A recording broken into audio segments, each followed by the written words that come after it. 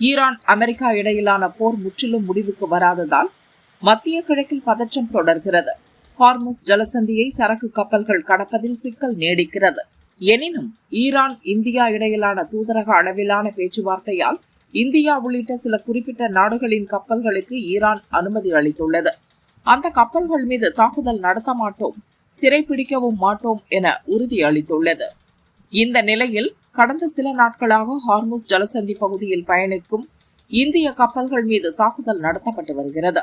அந்த வகையில் சமீபத்தில் நடந்த தாக்குதலில் இந்திய மாலுமிகள் 3 பேர் உயிரிழந்தனர். அமெரிக்க படை நடத்திய தாக்குதலில் தான் இந்திய கப்பல் கடும் சேதமடைந்ததாக கிடைத்த தகவலை அடுத்து அந்நாட்டு தூதர்களிடம் மத்திய அரசு கடும் கண்டனம் தெரிவித்தது.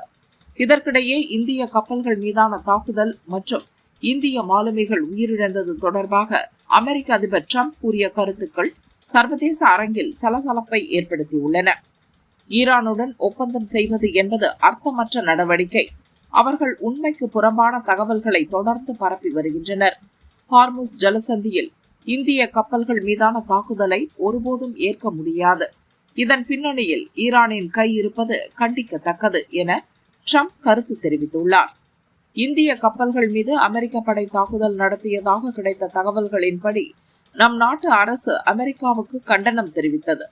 இந்த நிலையில் நம் கப்பல்கள் மீதான தாக்குதலை கண்டிப்பதாக கூறியிருக்கும் ட்ரம்ப் இதன் பின்னணியில் ஈரான் இருப்பதாக கூறியிருப்பது சர்வதேச அரங்கில் சலசலப்பை ஏற்படுத்தியுள்ளது.